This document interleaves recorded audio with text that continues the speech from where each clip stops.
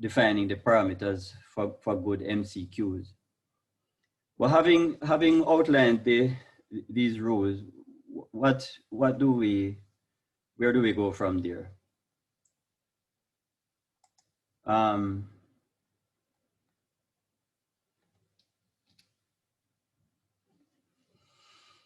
So let's start with where the ideas for MCQs come from.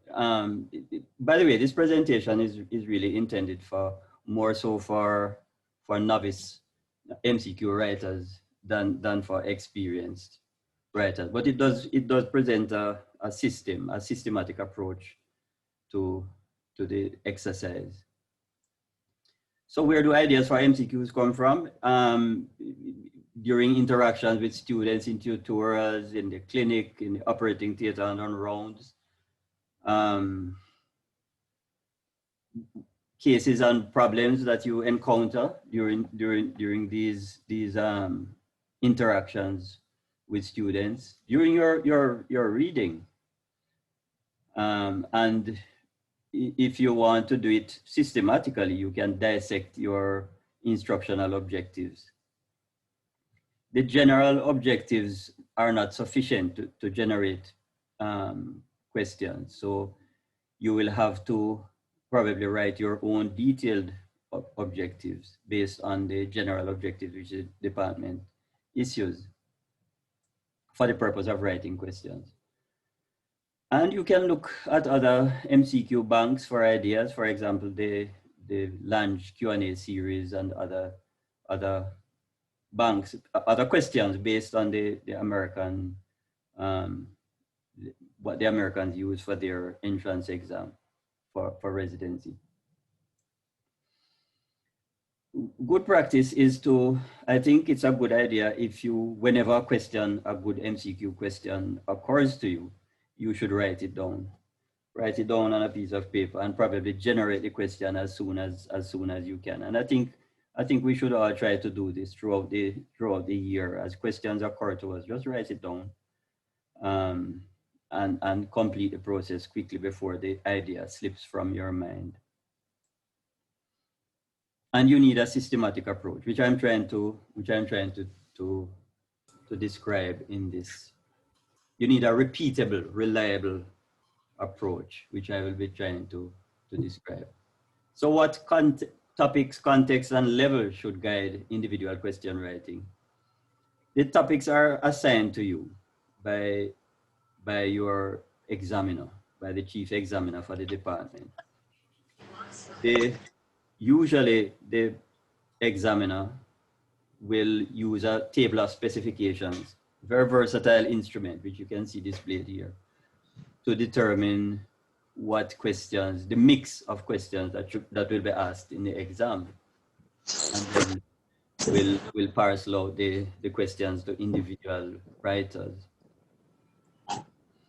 The table of specifications, as you can see here, has the topics on the left of the table and the different context on the right. The context here, I'm just taking it from conventional, the conventional literature, is divided into 4 different contexts. Health maintenance, which consists of mainly prevention, epidemiology, prognosis, etc. Mechanism, which includes pathogenesis, etiology, pathogenesis. Have you water? Why don't leave her alone? Give her a break now. Sorry, Jeff. Monique, please mute your microphone. Yes, diagnosis, which will include clinical features,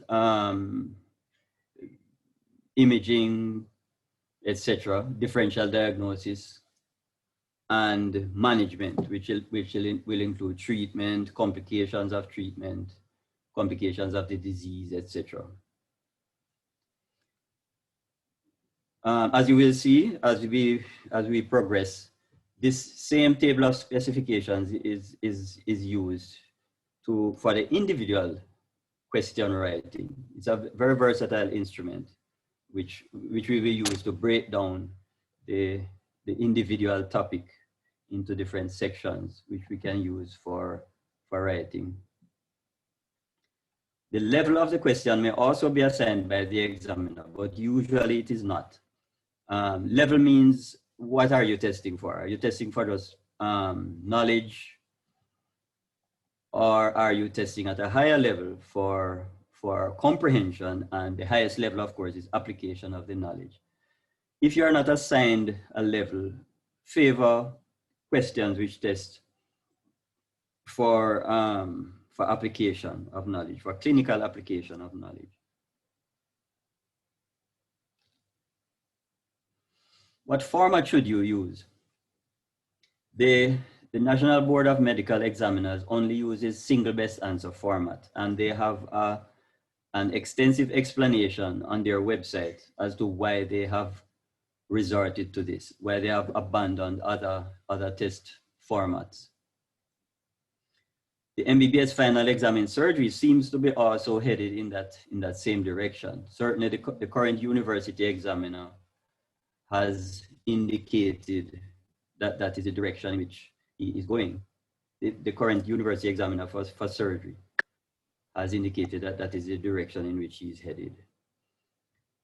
Professor Plummer has assured me that, however, certainly for the end of clerkship exams, we will be using not only the single best answer format, but the short answer question format as well. So this shows you an example of how to break down your topic using the table of specifications. And this one relates to breast cancer. In brackets beside the context is the different level of question that you might ask in each context. K for knowledge, C for comprehension, and A for application. This would be knowledge recall. That's what it means, just pure recall of knowledge, which depends on, of course, rote memory, which is not what we really should be testing. In what order should the items be written? I believe that the lead-in must be the first thing that you write. The lead-in is the question. And it develops the evolutionary base for the question. Without a lead-in, you really can't construct the question. After you write the lead-in, you may write the key, which is the answer, and the distractors, etc. That comes down to personal preference,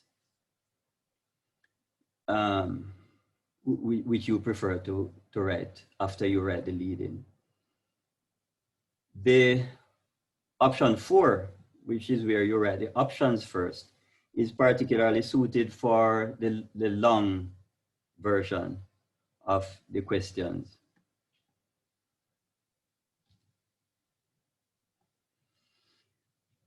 What I am proposing is that your lead-in, your draft lead-in, should by itself embody the entire question. The advantage of this is that it connects the lead-in, which is the question you're trying to ask. It connects it cognitively to the case that you are going to connect to the lead-in. And therefore you have what you are creating is a complete statement from which you can construct the entire question. For example, from the breast cancer table of specifications, let's say we select clinical diagnosis as the context and bloody nipple discharge as the subject of our question. The traditional draft lead-in might be, what is the most common cause of a bloody nipple discharge? What I am proposing is that you reformulate this in the following way. What is the most likely diagnosis in a patient with a bloody nipple discharge? This statement encompasses all of the components of your question. It encompasses the lead-in, which is what is the diagnosis in the patient presented in the vignette. It encompasses the vignette, the clinical vignette. This would be a woman of a certain age who presents with a history of a bloody nipple discharge. And then the key and the distractors are obvious. The key would be the answer to your question, and the distractors would be plausible alternative causes of bloody nipple discharge. So in summary, having been given your topic by the examiner, first thing you should do is draw up a blueprint or table of specifications for each topic as per the previous slide. Select the theme, the context, and the level for your question, favoring the application type questions. Write your draft lead-in using either the NBME templates, which I provided in the second set of files, sorry, or write an extended draft lead-in, which I suggested in my presentation. And then you write the key, the distractors, the stem in the order you prefer. That, as I said, is personal preference. And then you refine the wording of the lead-in. And then review the entire question and make any necessary adjustments to conform to best practice rules outlined by Professor Brandy in his presentation.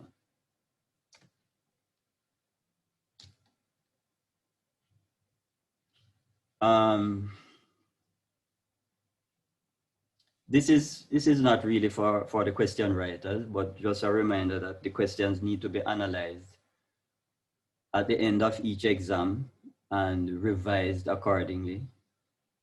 And the examiner will probably ask you to participate in this exercise. I've tried to break it down into a sort of, well, I've given an outline of a method which I think should allow you to write questions without the stress of wondering where to start and how to proceed. And it might seem like a chore, but it can be quite a creative process. And I recommend that you learn or try to enjoy this process and try to maintain your question writing skills throughout the year as the questions occur to you. That is all I have to say. Thank you very much.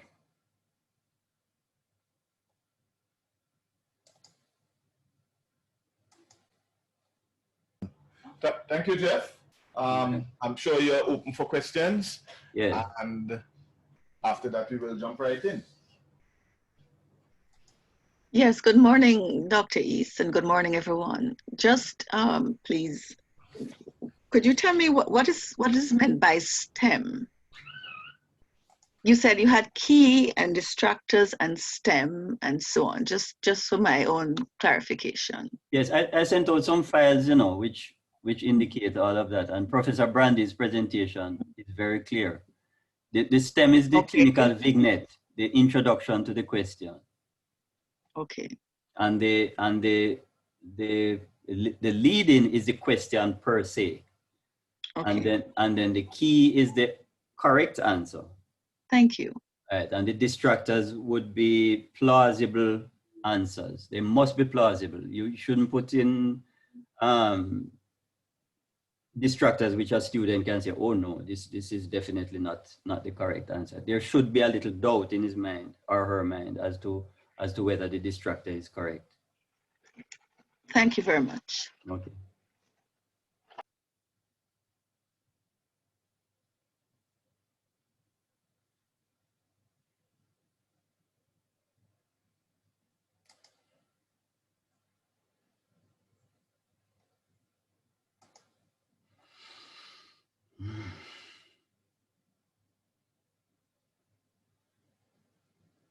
All right, so now that you've gotten your assigned tasks and you've gotten your pep talk from Jeff, this is the time to start writing. So you should have, well, I hope you would have started before, so you might already have a head start and might want to revise your questions. If not, then you start using the guidelines that you've been given, and let's see if we can get those 10 questions. I have a question. Wow.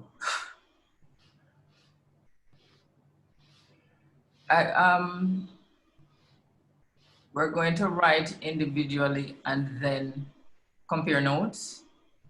No, We have, go ahead. you're going to write the questions. If you need help reviewing them, you can send them to Jeff, or Hunter just came on. You're going to send them to Jeff or to Sykes. And when you are happy, you are to send them to Professor Plummer and myself. Oh, I suppose this wasn't the Prof. Brandy model because we criticized each other's questions. Oh, you're free to do that. That's not, I'm not discouraging that. It's just that that works better in a collegial atmosphere. Kind of hard to do that by Zoom. Yes, that's true. It can work. I mean, I have a few questions that I could volunteer. I could share them and Jeff can criticize them for the number. Sure. Do you want me to share the screen and then you go ahead and look at what I have? Sure. All right. Sorry, before you do that, forgive me, I don't have any of those things, Dr. Mitchell, you spoke about, any assignments. I presume since I'm in emergency medicine, I choose anything I want to choose in emergency medicine. I was not sent anything, so. Well, yes. Well, if you weren't assigned, then you stay in your lane. So it would be emergency medicine, but acceptable for your exam and our exam. So you can do your general questions on MI and so, it's just that they won't be used by us. So you can keep some of those for yourself. But the ones we want would be, I guess, trauma or appendicitis or any surgical thing that from your side, if that makes sense to you. Which is why I think maybe, sorry to cut you there, that maybe it would be good to go through the questions I have. I wasn't assigned either, so maybe a part of the criticism could be, where would this question fit, if at all? Well, that wouldn't be a criticism. That's just pointing you. There's only two places it can go, radiology or the final exam. So is that a yes? We go ahead with what I had suggested? Yes. Okay. All right, Jeff, I'll take away the screen from you. Thank you. I'm not able to reestablish my screen, but I still have the controls. I don't know what's happening. Anyway, go ahead. Oh, you want to show me a screen? Oh boy. It's all right. I think I think I have it. Let's see, but hold on now.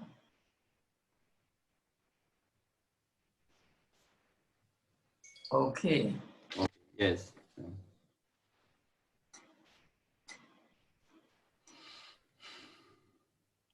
Sorry. All right. So I have 3 and a piece so far. All right. So I was trying to refine them and I'm like, no, we're in a workshop. We're supposed to criticize them, just leave them. So here they are.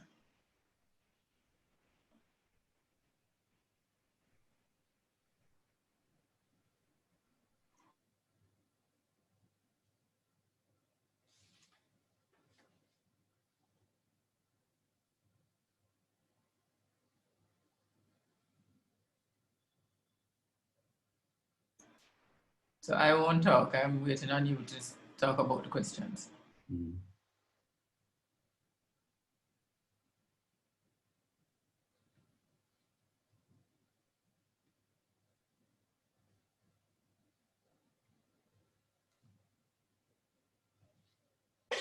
Uh,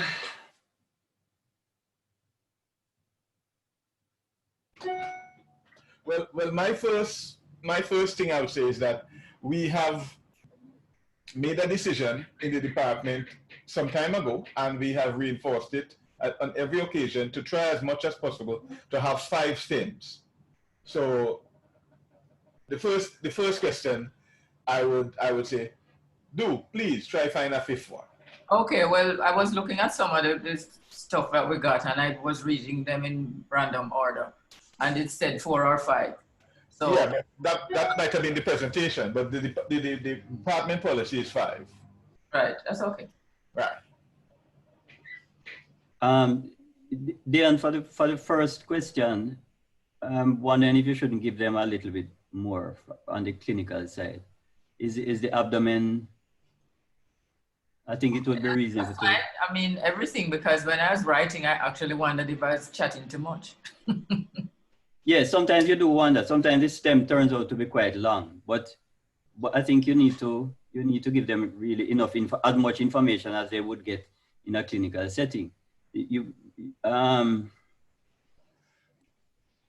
me in concurring with Jeff, I would say this: as it stands so far, the first 3 are correct for the reasons that you put.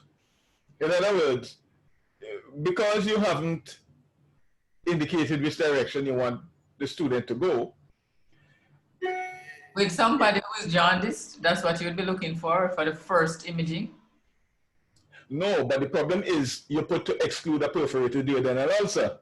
No, but notice I said the first imaging exam, and there are other considerations. He's jaundiced. And No, I understand that. But ultrasound, because this is my radiology perspective now. right. The ultrasound doesn't introduce any radiation, so it's the best fishing expedition. So I agree with that. But what I'm saying is, if you took out the reason, in other words, you just had erect chest radiograph, CT computed tomography of the abdomen, abdominal ultrasound, well, then you have to leave out D, because D and B would then be the same. I put 2 others. In other words, don't put the reason. Why not? Because a student will say, well, if I want to exclude a perforated duodenal ulcer, I should do an erect chest X-ray. No, but given the history, is that what you're trying to exclude?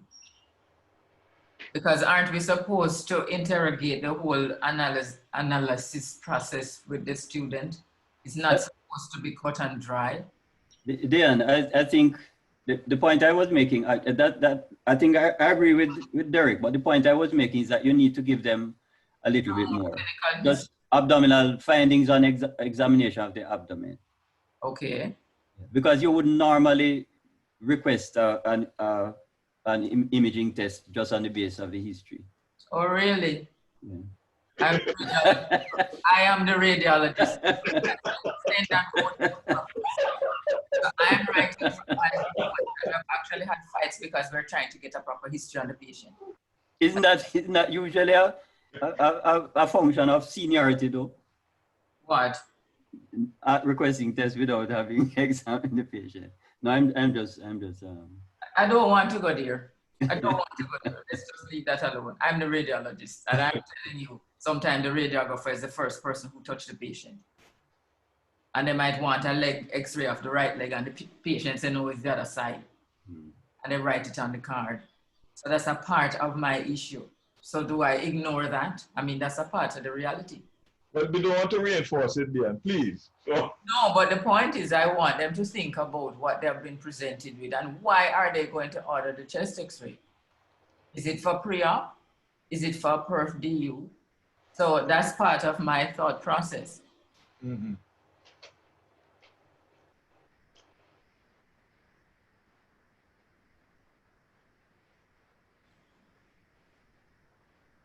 The point Derek is making, though, is that the first 3 are right. If you want to exclude a perforated duodenal ulcer, you really ought to do a chest radiograph. No, but you're missing my history. The patient have Victorous. Do patients with perf DU normally have jaundice? They could, if they're septic. Normally. But you see, we don't know whether this patient is normally. The student don't have that insight into all the things. He's working with the information that. Even if I put the abdominal findings, he could be tender. If you have a liver abscess, he's going to be tender. If you have a perf DU, he's going to be tender. If you have all kind of thing, he's going to be tender. It's going to be confusing. That's why you use imaging, don't it? Yes and no. We really should put. All right. Let me see if I can add to it. You want to point it towards the biliary tract, right? Mm-hmm. So I said jaundice. yes, but mild jaundice could be sepsis. All right. So put frank jaundice. Is that better? Because sometimes they're going to have a liver abscess and they're not going to be frankly jaundice. They're just going to be mildly jaundice, or sometimes the light in the room not good and you're never sure. All right. Well, let's work backwards. What diagnosis are you thinking of? Let's start there. Well, I had two things in mind. It could, because a patient like this, thinking about what we normally see, is either somebody with a liver abscess, or it could be a person with sickle cell disease who have gallstones. Well, sickle cell disease patients are mildly icteric most of the time, and they could perf a DU. They could have bowel obstruction, not likely to be large, but they could have bowel obstruction. And of course, they could have any biliary tract disease. So if you said a 25-year-old sickler, right? You don't have that history. Who don't have that history? Pardon me? Who don't have that history? A lot of times we don't get it, and we find out from the patient. No. I don't want you to put it the way you get it to know. I want you to put it the way it should be. So if you say a 25-year-old sickler presented with those same findings, right? You're still thinking liver abscess as your diagnosis, or what? All right, so I hear you, because that was a big question I had. Do I tell it like it is, or do I pretend that it's a perfect world? Not perfect, but a good world. All right, so. A world without Trump. Dream on. Oh gosh. Anyway, I think this discussion, I'm hoping that the persons listening are finding this discussion useful, because as some of the questions I'm asking, I'm just being annoying. Well, you know, I'm annoying anyway, but to bring things to the fore, as to what things you might think about when you put in the questions. Yeah, I don't want to overemphasize it, but I really think you need to give the student a little more. You need to say what the abdominal findings are. You need to recreate the clinical situation as much as possible. It might narrow your options. It might narrow the questions that you might put as plausible responses. But I think you're obliged to do that. Because in a normal clinical setting, you wouldn't be doing this. You wouldn't be requesting investigations from your home on the telephone unless you're a senior person. An intern wouldn't be doing this. The other thing I would say, Dion, is that if you wanted to not put the examination findings, then you would have to add to that last sentence in your just say the best first imaging to exclude disease in this patient is, and then you say an erectus X-ray, CT. Right, so you just want one thing to be excluded. I think this is a bit too complicated for medical students, because some of the stuff I was writing, I'm like, anyway, right, let's hear what y'all have to say. And the point of the matter is, I mean, I need to just say this in this forum. I mean, I don't know what you all teach your students, but they are hostile so many times when we're trying to get a history. You know, perf DU, perianal fistula. That's not a history. Please do something about it, because we're sick and tired of it. You know what I would, let me tell you what I would recommend. The diagnosis should be implied and not stated. I think what you could put here is that the abdominal findings were normal. The patient had no tenderness. Well, I was about to say that they were equivocal. And I was wondering if it has been too disgusting. No, you need to say something about the findings in the So abdomen. saying that it's not it can be normal and there's still something going on. Right. It could be biliary colic, which is and associated with common bile duct stones. It's still pointing in the direction of the biliary tract. Right. So your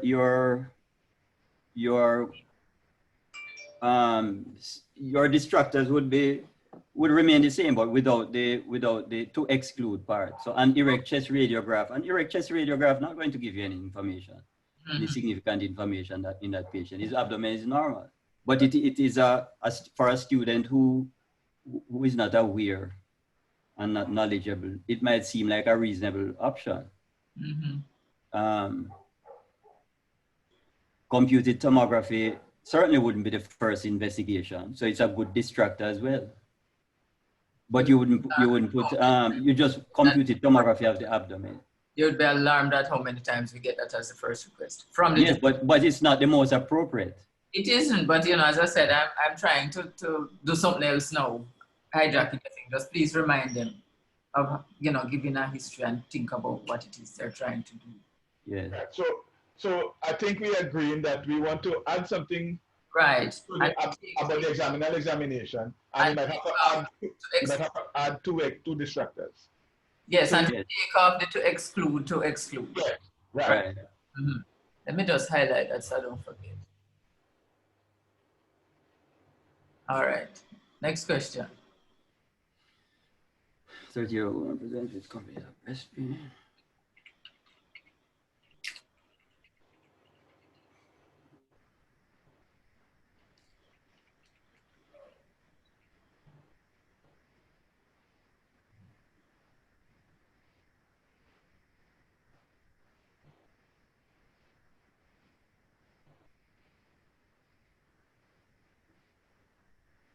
Okay. Then the first problem here is that there's a good rule. One of the rules that Prof. Brandy pointed out in his presentation is that you should be able to cover the key and the distractors and know what the answer is. You haven't actually put a lead in there. The question is in with it. So you need a question, what is the most appropriate investigation in this patient? Right. It's almost like a multiple true-false question. Right.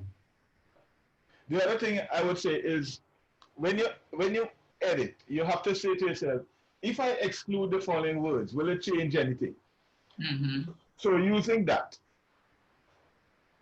including netball, is netball important to the diagnosis? Because a woman who's I was using that as almost like a red herring, because if she's playing sport, she might have been injured. Yeah. And I said there's no history of trauma. So that's part of what the thing is. I mean, do you need to cut it and dry it? Because you know sometimes you're not going to get a cut and dry history of how well you interrogate the patient. No, but what I'm saying is to say participating in sporting activities, including netball, could be changed to participates in multiple sports or is an active netball player, and leave out the participating in sporting activities. Right, so that's editing. But the netball part of it's supposedly non-contact, but we know better. But only the people who follow netball. A lot of people will play netball at school, you don't have to follow it. And you know that people bump into each other. So that was why it is different from tennis, because you're not bumping into anybody when you play tennis. So that was the intent, to suggest the possibility of contact. Well, I thought that part about she has, however, taken a break due to the recent birth of her first child removes the possibility that the student might interpret it as being due to trauma. Attention. No, what I'm suggesting is that you remove that so that the student who is The student who is unlearned will believe that trauma is possibly the cause of her breast pain. Well, the thing is, why I thought it would be mean to take that out. The suggestion here is that she's lactating. Breast abscess is the issue. But then again, you have to give some findings. And it is too vague to say the recent birth of her first child, because that could be 2 months, that could be 2 years.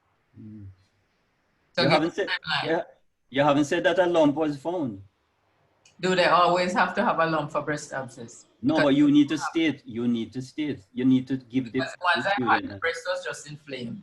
So I thought about putting that in and having some drama about she has inflammatory carcinoma or some foolishness as one of the distractors. Well, it's not foolishness, so I would put that back in. All right. The other thing Hold on. The other thing to is the breast pain. Uh-huh. Breast pain is not well. it's too non-specific. Yes.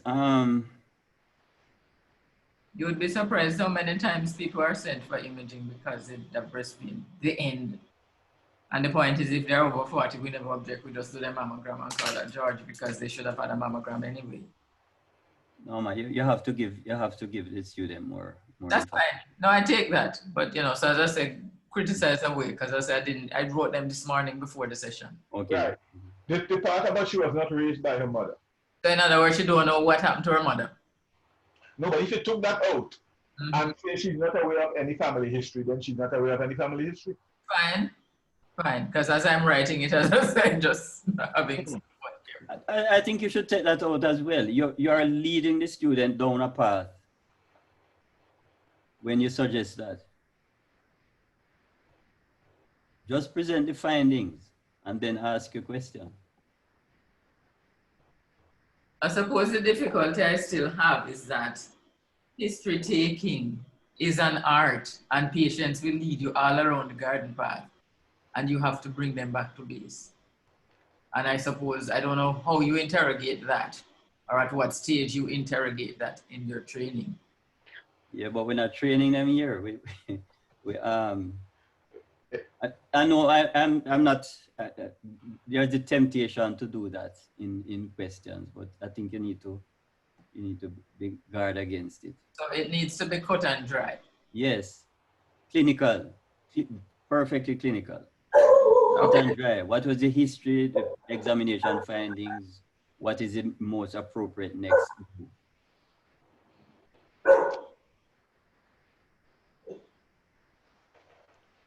So you wouldn't put as she could have breast cancer. It is the student's responsibility to work out what the most likely diagnosis is, and then what the most likely, based on what the most likely diagnosis is, what the most appropriate investigation would be. So just like with the first question, you would cut out the as she could have breast cancer. I think I have it in the other one as well. I don't know if it's something I normally do, but as I said, I just did them this morning. Yeah. Plus, it wouldn't be mammographic screening either. It would be a diagnostic mammogram, wouldn't it? I don't have a problem with all of that, because as I said, part of the problem with MCQs is that they can be too easy because as Richard Bullock likes to say, the answer on the paper. It should be.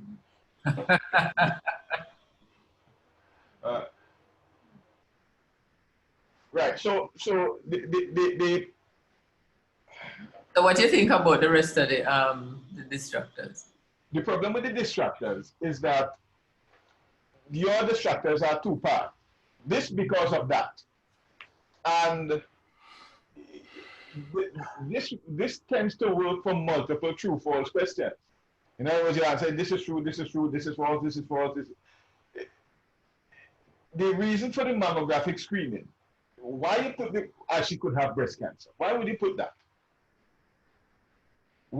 Instead of saying the patient requires urgent mammographic examination or something like that. Actually, a part of what I was doing when I was doing it this morning, trying to get the response is the same length or relatively the same length. So that was a part of it.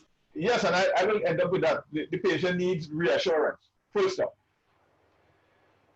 Patient should defer mammogram until age 35. Mm-hmm. This patient should, well, C and D almost saying the same thing. And E, the patient should have an urgent sonogram. Full stop. All right.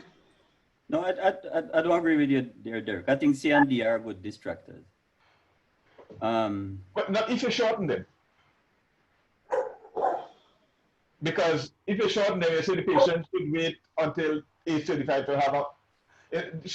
Yes, You say should wait 5 years and have a mammogram. That's what you're going to have to put because she's 30 now. right. And the next time you she should not have a mammogram now. Let me tell you this, because they had this thing about the fact that you should have a baseline mammogram at age 35, which is foolishness. Right. I taught all the students that. Right. So I just put it there because they're supposed to know that that's nonsense. You're supposed to start at 40 if you're going to do something routine. Now, one thing I have to warn you about. Right, go ahead. Is that the questions, at least in the final exam, are not only done here. And when it comes to the standard setting, we usually run into trouble when you have people from the Bahamas saying, well, we do our mammograms from 35, and somebody from Trinidad saying, yeah. But they are not to, it is not recommended. So are you taking Hold on, hear what I'm saying. Hear what I'm saying there. This is what they do in Bahamas, and in Trinidad they might do that too. And as a result, that's what they teach the students. And therefore their students might answer that. Now you can say it is wrong. But the problem is, the people who are doing the standard setting will say, yeah, you say it's wrong, but we don't agree. And then when they standard set that question, they standard set it at 10% to score it correctly. I have an issue though, because I mean, sometimes people do things that are not recommended, and you're taught things that are not recommended, and everybody knows what to do their fellowship exams. They don't care what you're taught, they have standards. And that's how they change, and people get on board and teach the right thing. I mean, some things are just not correct. Look, I don't think there's anywhere on planet Earth that they do that anymore. And if anybody is teaching that, they need to stop doing it. So, I mean, where do we draw the line? We don't draw any line at all. Everybody's allowed to have their own idiosyncrasies as to what they teach students. No, Diana, I agree with you. The students ought to know that that is not true. An informed student ought to know that that is not true. Well, let me tell you how I would approach this. I would say she was very active, participating in sporting activities, including netball, and was still breastfeeding her first child, which was delivered 6 months ago. Okay. Right? So that introduces the possibility, if the student is not aware, that it could be due to trauma, and it could be, for the knowledgeable student, of course, breast abscess would be a possibility. Then you have to, I think you have to say what the findings are on examination. Right. So on examination, she has a tender mass, which could be due to a hematoma. And the uninformed student might think it could be due to cancer as well. Mm-hmm. Right. So you've given a nice, a good, realistic clinical scenario. And then you ask your questions. The patient needs urgent, I would still put diagnostic mammography there. Right. Because that not only tests whether that also tests whether the student knows the difference between a diagnostic mammogram and screening mammogram. So I agree with the other questions, but I would just change that to diagnostic mammogram. Reassurance is reasonable. It's a reasonable option for although now that you have found a mass, that might be obviously No, they might think the patient has a fibroadenoma and agree with reassurance. So No, but the mass is tender, you know. Yeah, but we can't make it too perfect for them. That's not what they're going to do when they graduate. It has to be plausible. It has to be plausible. If you don't know that a tender mass should be investigated for some inflammatory type lesion, then That's why they will get it wrong, because they never know or they weren't paying attention. That's all? yeah, but no, yeah. So I think the first one would be appropriate. The second one though, having given the information that there's a mass that is tender, I don't think any student is going to accept that reassurance alone is sufficient. So you need another distractor there, a different one. Waiting until age 35 to have a baseline mammogram, it's a little bit. About what happened to a real life woman in the United States. She was 28 years old, she's black. I was talking at a conference that I attended. And she had a breast lump. She found the lump because she said her mother taught her how to basically pay attention to her body and respect her processes. So she used to examine her breast, blah, blah, blah. And she had a breast lump at age 28. She went to several different doctors requesting a mammogram. They all refused to do a mammogram on her, but none of them offered her an ultrasound, all telling her that she was too young to have breast cancer. By the time somebody finally did any sort of investigation, she had positive nodes in her axilla. So to say that no medical student is going to think this or think that, I mean, horrible things happen to patients all the while. All right, so I so leave that one in then. The problem though is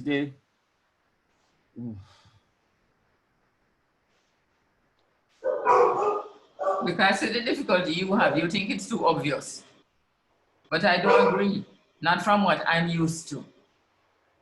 Well, I will agree with you because we operated on that girl on Tuesday. Which girl? You mean the 28-year-old who had the breast cancer? She was same one, but mine was 28-year-old Jamaican student in Canada, found a lump in December, and went to the doctor at the school, university, 4 times, and they kept reassuring her as the lump continued to get larger and larger. There you go. Till she was found to have by the time it was biopsied, it was 8 centimeters. Oh no. Positive. She 1 positive. Mother had mastectomy at 45. And nobody never take a history from her. Well, the history, they just never acted. but all right. So it happens. Yes, but if that's what you're trying to test, you need to present a scenario where breast cancer is the likely option. It's a likely option, not the. Is the most likely option, which it isn't here. As Diane said, what she's testing is what would you do if you suspect an abscess? Right. But the point is, we don't think that what she has is benign breast pain either. We think she have an abscess. Because we found a tender lump. And as I said, part of what we should be testing is if they're paying attention. Okay, so you're going to put in part of the tender lump, right? Ignorantly obvious. It's not as if to say that, I said, please examine her toe. I don't think it's ridiculous. All right, so we're gonna put in that she has a tender mass. Yes.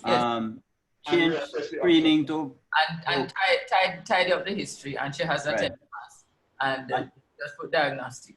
Right, and drop off the sections at the end. Needs reassurance. Patient needs to wait until they have to baseline mammogram. I agree with that because there are some misconceptions about investigation, serious misconceptions about investigating 30-year-olds for cancer. She needs to wait until this patient should have a mammogram. should not have a And this mammogram. one too short, no. No, man. So check out some of the other ones. Yes, yes, But, she needs reassurance and yes, all of that. yes. Right. But these too long now. No, that can work. Should It- have, no, change that to the patient should have a baseline mammogram at age 35. Oh yes, just edit it so it yeah, I'll fix it. But it can get shorter. Right. But how Patient- these may work now? Got them too long. Right. Patient should not have a Have a mammogram. sonogram. Take that out because it's obvious she's at risk for breast abscess. No, so Yeah. And that one, she should have a mammogram. Just leave it dry same way. No, so for her dense breast, No, I would put back in the dense breast. I would put that back. and I need a proper leading because, as you correctly say, if it don't have a proper leading, the stem mightn't make any sense. Right. So we have But made put- that point to everybody. Put back the part about the dense breast. So I'll have to fix the other one so they end up lining up. so change D to mammograms are unhelpful as her breasts are dense. Yes, that's yeah, okay. Take out, no man, no, take out the patient too.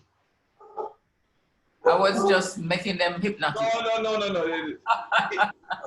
And if all the stems have the same starting, then it shouldn't be in the stems. It should be in the leading. I thought about that too. All right. Mammogram. Oh, all right. I said a mammogram would not be helpful.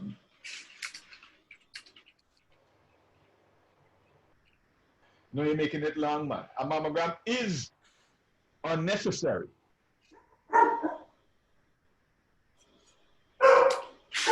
Not indicated. Right, okay. But not start with the N. Yes, usually. Is that a reasonable response to a question that asks, what would you do?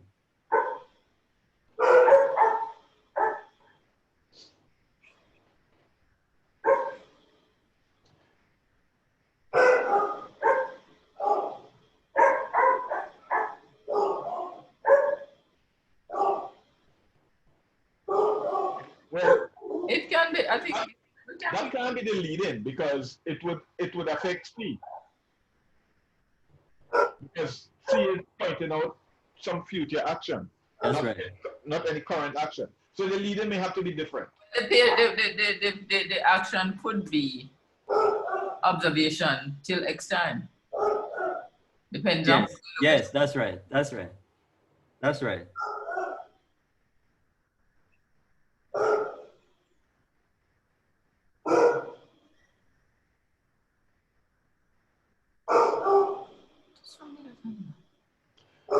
You need to feed the dog, Diane. Him feed already. I need to go investigate what is bugging him. My dog is very excited when he sees me talking to a screen. So. That's hilarious. I know sometimes they hear strange voices, but I think they get used to that. Having said that, I'm gonna check out what's going on. But I don't know if you want to look at the other one, which is quite hysterical. It's very ridiculous, I think. So you should have followed that one. Can you scroll up so we can look at more than just the other one? Can you see? Scroll up again. Scroll up, now. Scroll up again. What, you can't see number 3? Yeah, we can see number 3. I was hoping I could see number 4. No, number 4 not finished. That's Oh, really okay. And the thing is, I didn't want to hug the show. So I was saying, that I could discuss this as examples to everybody, and then we're supposed to try and write stuff on our own. Is that it? Go and check on the dog because maybe it's somebody broken in your house and your next No, they would hear the snarling start. Oh, okay. All right.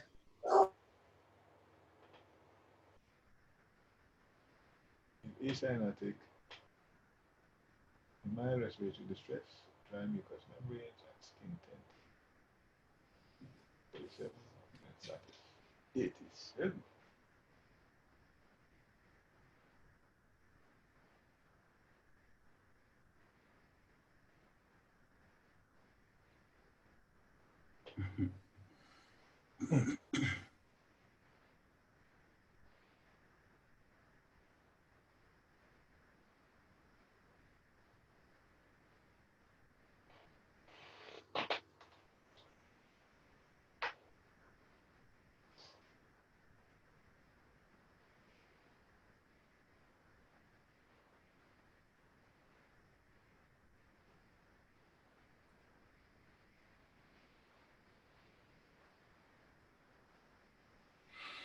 All chest problems now are COVID, eh?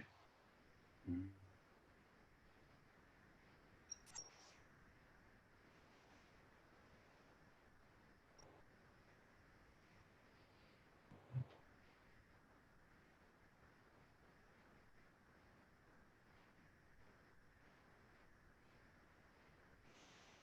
Three looks good to me, Derek, except for the leading.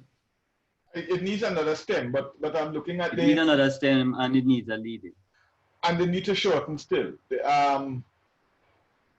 All of them start with the patient should. So the patient should go to the lead-in. Right, right. So that's right. So once you have the proper leading, they would automatically need to be abbreviated. Yeah. But I think his substance is good, is reasonable. The substance. I'm just wondering, a man with an oxygen sat of 87 will only be in mild distress? Yes, man, with COVID pneumonia, yes. Even lower than that. All Even right. lower than that. Some of them don't have any distress at all, even at that level. All right. I'm back. Okay. You see, you fed the dog. Yeah, I fed him, the person who was breaking into the house. Good. You think adding the fact that he's a non-smoker might help?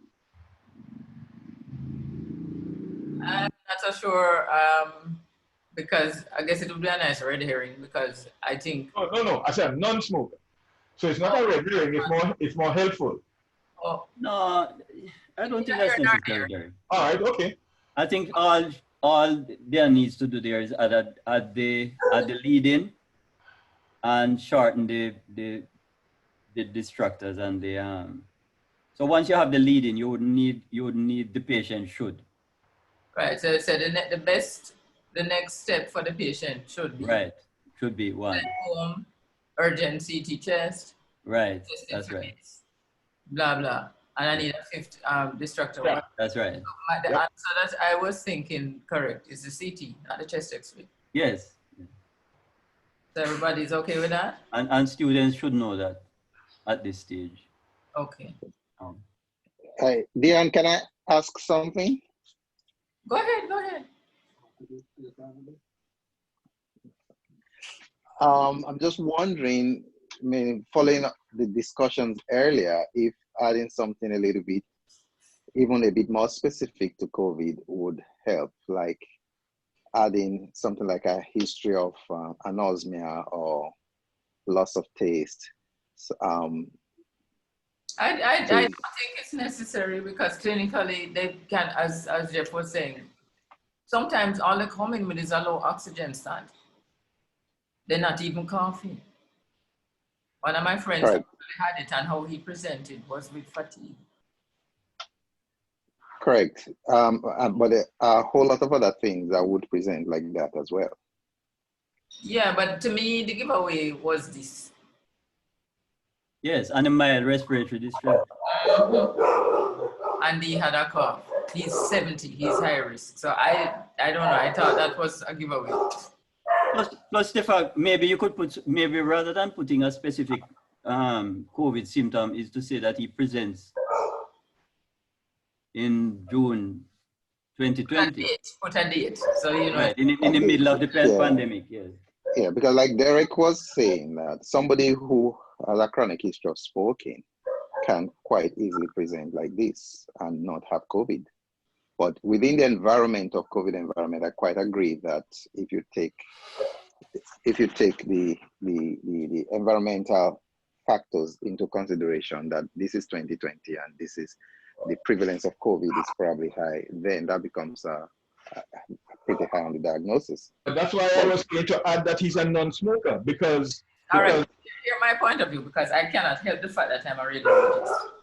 If you presented me with that history and you asked me for a CT, I will do it and I will wait. I'll clear the floor because I'll presume that the patient has COVID-19 pneumonia until proven otherwise. Yes, I agree with that. I think the mild respiratory distress is the key. A patient who has emphysema or pneumonia from or chronic obstructive pulmonary disease with superimposed infection, I think would be very distressed at 87% at our oxygen. No, Jeff, no. Okay. COPD patients there are lots of them that walk around with 87, 88%. Oh, they're even 85%. compensated. Yes. Correct. Okay. Yes. Okay. Yeah. Okay. So which is why I'm still insisting that we should say that he's a non-smoker. If we put it in non-smoker, I think for an MDTS student, that is appropriate. Go ahead. Yes. All right. So we put in the date. I insist that we put that he's a non-smoker. No, don't have to put the date. Let's put he's a non-smoker.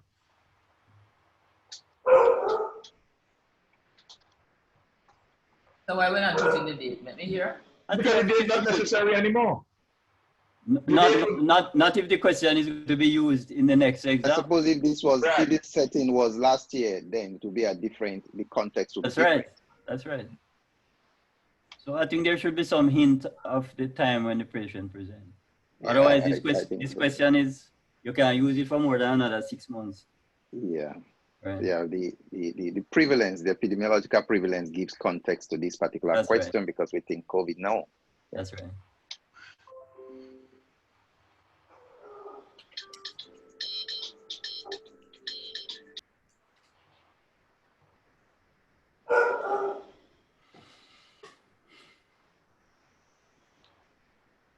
Non-smoker dear, non-smoker.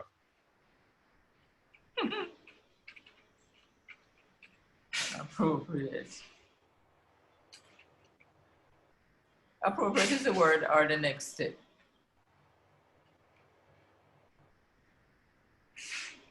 Actually, the next step, next. It's the best answer, you know. It's not necessarily that.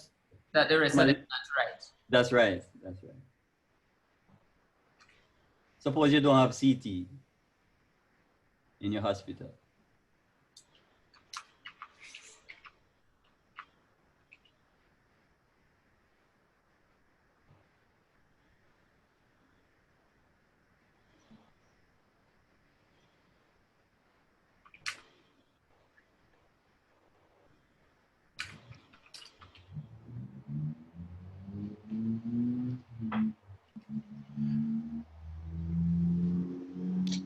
But I can't annoy you guys enough about the lack of history. I mean, you know, many times we get patients with CT, query stroke, and they don't even tell us whether the patient hypertensive. We have to be calling them to ask.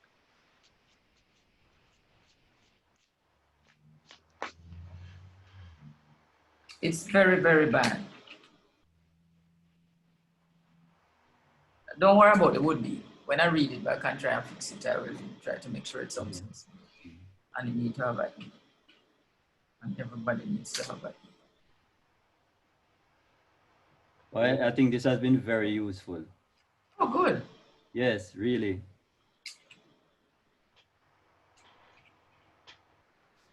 This is probably what we would have been doing if we were able to meet face to face. And the thing is, I've been teaching online for years, and I make it as interactive as I can, because some of it's not possible, some of my students in Trinidad, and I don't make it stop me. So we have to get used to it and just try to make stuff as interactive as possible. And don't worry about the lack of face-to-faceness, because there's some benefit to be said for not having to drive in traffic and drop in pothole and all those good things that go with commuting, finding parking space, getting wet in the rain. So we have to make the most of it. So we're done with my set. So Sir Chair, how do we proceed now? Well, you will continue, the others will start. They are free to do the same and put the question up. We have the time until, I think it's 11, Jeff? Yes. Right. So if there are others who want to volunteer their questions, then I guess they do that. Otherwise, they write in peace. There are some people who came on late, Dr. Hunter, Dr. Charles, Dr. Smith, and I see the Johnny Stevenson. Mhm. There was Sunil Stevenson before, and now I see the Johnny Stevenson. I don't know if it's the same person.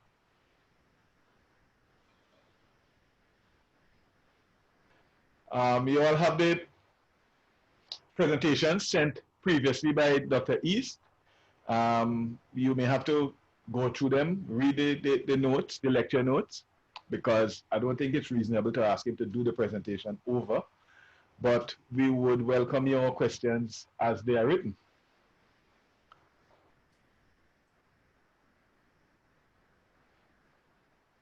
Derek, I have an emergency. I probably have to leave by about 10. Okay. So I am open to receiving questions by email for comments, and then I can forward them. Well, I would return them to the person who sent them to me and copy it to you. Yes. Final adjustment. You don't have much time. It's almost 10 o'clock. Yes. The other people on the Spence, Peter Charles, any issues, questions you want to ask Dr. East before he runs off?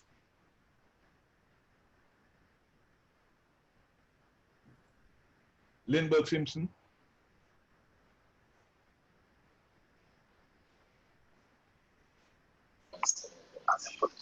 Thanks, Dr. East. Presentation was good. I'm actually working on the questions now, so I will submit to. You said I could show Dr. Sykes first and then submit to you guys. Right. Yeah, for you, Dr. All right, Sykes. I will do that. Right. All right. Yeah, I'll echo that. I think Jeff's talk was good, although I missed the first part and also the discussion with Dr. Suarez. So I also will have to run soon because I have a list to do. But who do I send my questions to, Derek? You or Jeff, or both of you? Or Jeff or Sykes first, and then when Jeff or who? Dr. Sykes. Okay. And then I will, when I respond to you, I will copy it to Derek. All right, no problem, Jeff. Lindbergh. Uh-huh. Just go through my presentation. Yes, I had thankfully I'd gone through it before because I missed part of your talk. Yes, and browse the presenter's notes especially because Sure. that explains, that pretty much says what I said this morning. Okay. All right. Thanks. Morning all. This is Dr. Hunter Arnold. I got the link late, and I must apologize. I wasn't at the session last week. Wasn't deliberate. This is a new event, and very eye-opening with the critique of Dr. Suarez's questions. And looking at mine, my stems are too long, so I'll have to do some editing. I have a few questions, but I'll have to try to shorten the stems. Don't edit yet. Okay, well, David. I'll send them to you then, Jeff. Yeah, don't edit yet. Just write everything in rough. Leave it as it is. Put in your lead in, put in the thing, and then you revise the whole thing. Don't revise the stem before you have written the rest of the question. Okay, well, I've done a little bit of everything, but I probably could send them to you. Yes, sure. Just email them to me and I'll give you feedback. Yeah. Okay, well, I too have business to do. I have a busy clinic on a Friday. Right. Fridays are challenging for me. Okay, thank you. All right.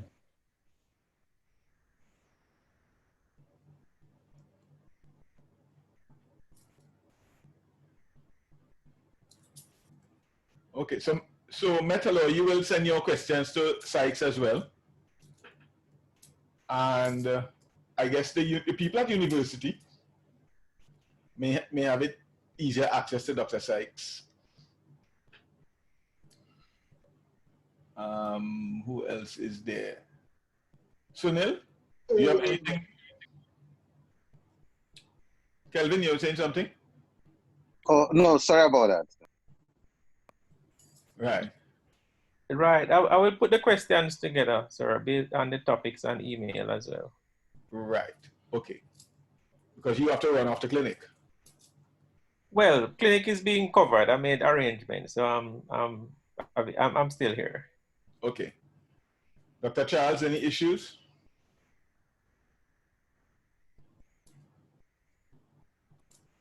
No issues, Derek.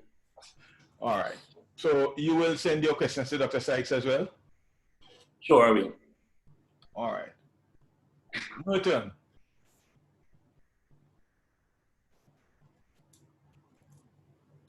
Yes, I'm here.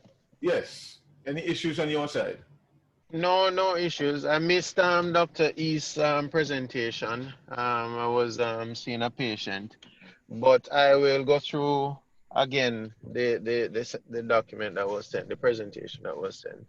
But you were And present I will for submit. the critique of Dr. Suarez's question. I was, and I found it very helpful. All right.